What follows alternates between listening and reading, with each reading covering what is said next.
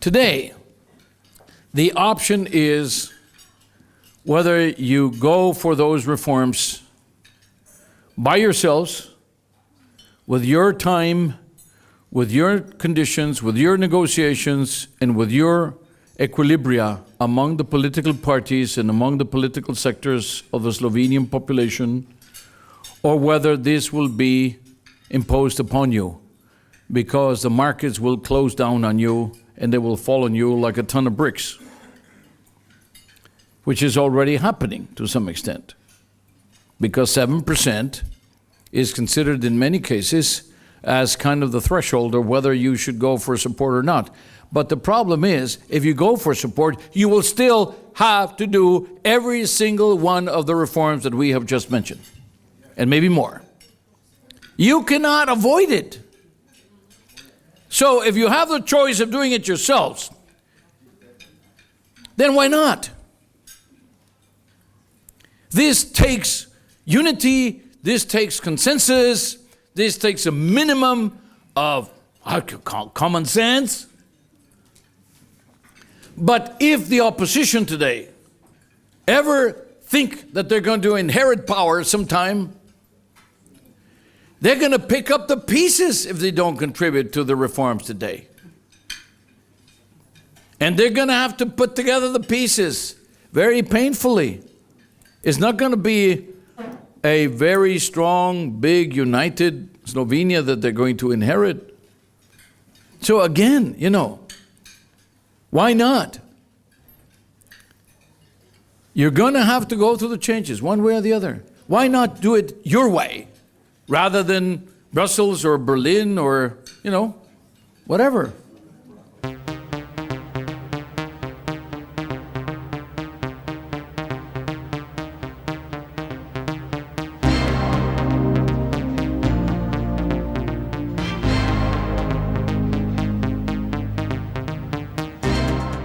Ob strateškem forumu na Bledu smo se imeli priložnost seznaniti s precej jasnimi, dokaj ostrimi stališči generalnega sekretarja OECD-ja, tudi v kontekstu tujih investicij, reforme pokojninskega sistema in drugih reform, kar je ena od osrednjih tem investitorskega srečanja, ki ga Vseslovensko združenje malih delničarjev skupaj s Svetovno federacijo investitorjev, Evropskim združenjem delničarjev in Evropsko federacijo uporabnikov finančnih storitev pripravlja od 19. do 21. septembra v Ljubljani. Osrednji del bo potekal v Cankarjevem domu kot investitorska konferenca, pa tudi sejem, na katerem se bodo predstavili potenciali podjetja, institucije iz Republike Slovenije.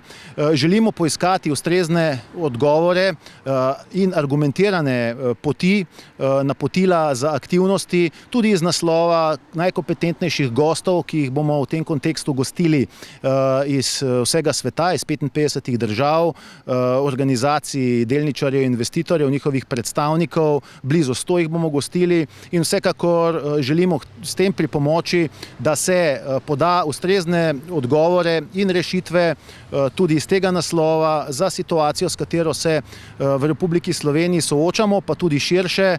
We are experiencing the 5th year of the crisis. In fact, it looks like the 6th year is going to be just as difficult. In spite of some stabilization and improvement, the economic recovery is faltering. We should be clearly out of the problem by now, and we're not. Countries are making huge efforts to reverse these trends, trying to implement new policies to reactivate growth and reactivate employment. But the world economy is still haunted by a series of imbalances and destabilizing factors. Here in Europe, the current financial and sovereign debt crisis is a clear example. European recovery efforts are undermined by a growing confidence crisis in financial markets and national banking sectors, coupled with another confidence crisis among investors and consumers.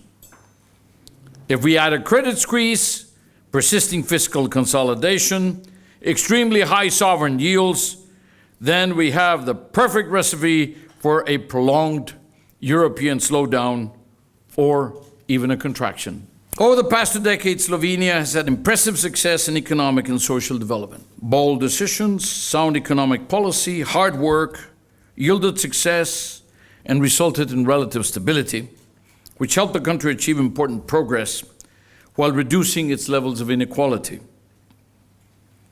However, since the outbreak of the global crisis, Slovenia's economy has been slowing down, and now actually it is in recession. Actually, kind of a double dip, because in 2009, of course, you suffered a very great contraction, and now you're back there, like many other European countries, but that should not be a very great consolation. Our latest economic outlook projects a GDP contraction of 2%, so minus 2% growth in 2012, maybe a slight contraction in 2013, much more shallow, much less pronounced. In this context, Slovenia's unemployment rate has reached almost 9% in the first quarter of 2012. Again, the average in the OECD is 8%. So again, don't take a lot of consolation that you're better off than the Eurozone or whatever. The problem is that the governments do not have much firepower to reverse these trends these days, and Slovenia is not an exception. Public finances in Slovenia are weak, despite a relatively low public debt to GDP. You have 47% at the end of last year. You're probably now close to 50% because we're in September. 50% is double what you had 4 years ago. But it's half the average of the OECD. So, the good news and the bad news. What you don't want is to continue at this speed. Bullets kill you not because they're very big. You can go like that with a bullet, nothing happens to you. But if they're shot at you at 300 miles an hour or whatever, they go through you. The speed at which you are accumulating debt in Slovenia is unsustainable. And the fact that you are now hopefully going to go to about half of the 6.4% debt of last year, maybe to 3.5%, is in and of itself, if you can swing that one or anywhere close to that, it's huge, it's big. It's a very big effort, but I have to say, it's a message you have to give out, because again, you have doubled in 4 years the debt to GDP ratio. To avoid a worsening of the crisis and to avoid having to request international financial support, Slovenia would need to implement decisive reforms as soon as possible. Urgent action is required to strengthen competitiveness and achieve sustainable economic growth. Let me bring to your attention 6 key recommendations, maybe 7. First, consumers and businesses need a healthy banking sector. Despite repeated recapitalizations, the state-controlled banks in Slovenia still appear too thinly capitalized to absorb both losses and continue to finance the economy. Remember, banks are supposed to finance the economy, not just to avoid bankruptcy. Urgent action is required to improve the bank's equities position. And of course, we're saying orderly deleveraging of banks in the corporate sector is key to restoring sound growth. Here we are a little bit schizophrenic because we're asking the banks both to be prudent and capitalize themselves, and at the same time to continue to lend. Second,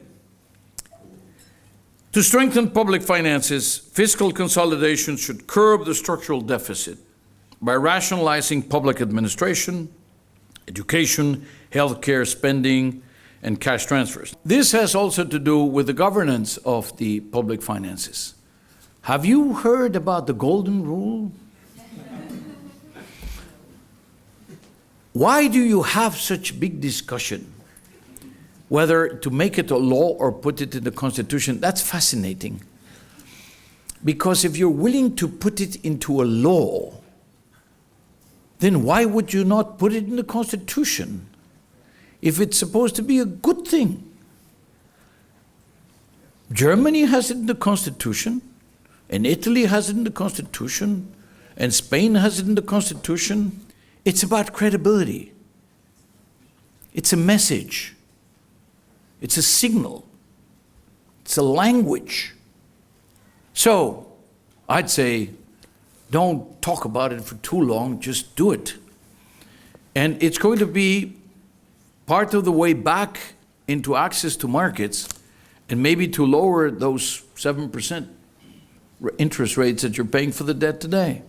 Third, there is significant scope for increasing productivity and upgrading the economy. Boosting innovation capacity will be essential. Slovenia needs to restructure its economy towards more knowledge-based activities. This calls for the reform of universities, public research organizations, as well as streamlining of public policy and funding to increase the economic and social benefits of R&D. Slovenia's labor market is rigid and hampers economic adjustment. Labor market dualism should be addressed by reducing what is the OECD's second highest degree of protection of regular employees. This is a silver medal many of you did not know you had. What does it translate into? Rigidity. Because this protects regular employment, which means the guys that are in the market, inside, the guys that are already inside the system. But it keeps everybody else out because the employers run out of appetite to hire more people because it's so expensive to hire or to fire people, and because they're afraid of, union activity or whatever. And then what happens? Who are the ones who stay outside? The young. So it's a paradox. We're trying to protect the workers, and in the process, we actually do what is the worst thing for all workers, which is reduce the potential for creating new jobs. Fifth, Slovenia has one of the least sustainable pension systems in the OECD. It stems from a combination of significant pension generosity and rapid aging of the population. Pension expenditure is projected to increase by 7 to 10 percentage points. And to reverse the trend, the effective retirement age should be increased, but also net replacement rates should be reduced. It's interesting when you see which were the countries that had the most generous pension systems in terms of replacement and contributions, whatever. Would you believe it? Greece, Spain, Italy, Portugal, Slovenia. Our performance review observes that Slovenia could do more in the areas of green tax reform, removal of environmentally harmful subsidies, such as support for coal-fired energy plants. We recommend a shift in the tax burden from capital, from labor, towards the environmental harmful emissions. What's happening in the world? Basically, people are reducing the cost of creating jobs, the tax cost of creating jobs and social contributions, etc. They are reducing the burden on companies, on creating wealth and job opportunities, etc., investment. They are increasing consumption taxes, i.e. the VAT, but then there's also property taxes, and there's also green taxes. Not only do we recommend that you dismantle the subsidies for the consumption of fossil fuels, but also that you actually tax emissions or tax the sources of emissions. Now, here ideally would be the day when you arrive and say, no revenue, because nobody is emitting anymore, But I don't think we're there yet. Our governments have the duty to find new sources of growth, new sources of jobs, new sources of trust. Our view is that the only way they can do it is by implementing big policy changes on 3 parallel tracks. And particularly when you run out of monetary policy room, interest rates are at 0 or pretty close, you run out of fiscal policy room, everybody's now trying to bring down the deficits and the debt rather than spend their money out of the recession. So what do we say? Well, our battle cry is threefold. We say, go structural, go social, and go green. We recommend governments to go structural because all our countries still have significant space for upgrading their economies with reforms that can deliver growth and employment growth and employment. No, it's basically the things we've always known that will keep growth going. Education, innovation, competition, deregulation, decentralization, flexibility in the labor markets and in the product markets, R&D, the universities, taxes, health, infrastructure. This is what is going to keep the growth going in the medium and long term. This is why we're saying go structural. When we say go social, we say that because the impact of the crisis on families has been devastating. And because we see significant room to improve social policy.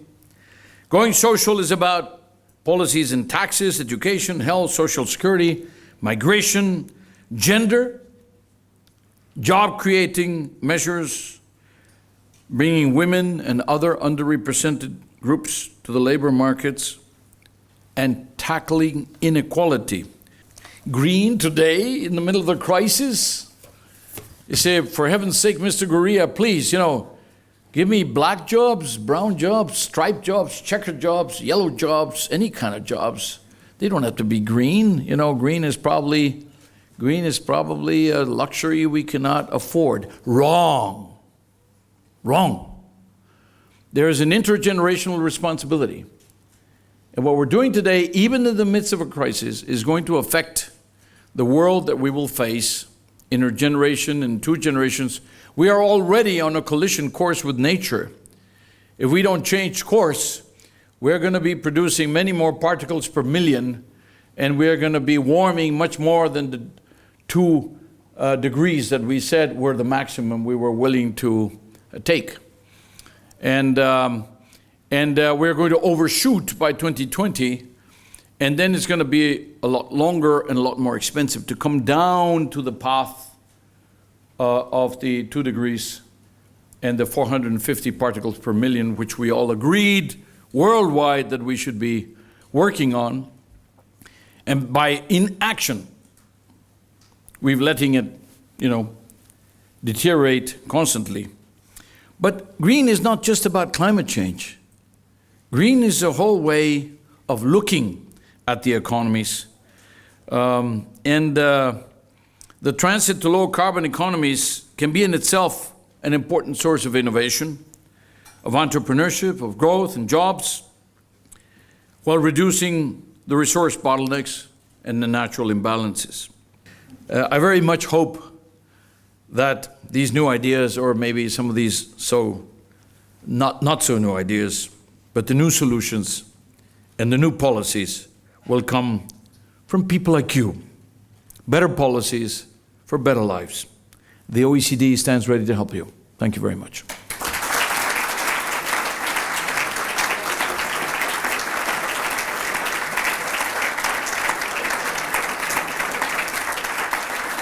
Mreža Idej je nova, nestrankarska in neodvisna mladinska iniciativa, ki je bila ustanovljena zato, da širi aktivno državljanstvo in duh podjetništva med slovenskimi mladimi.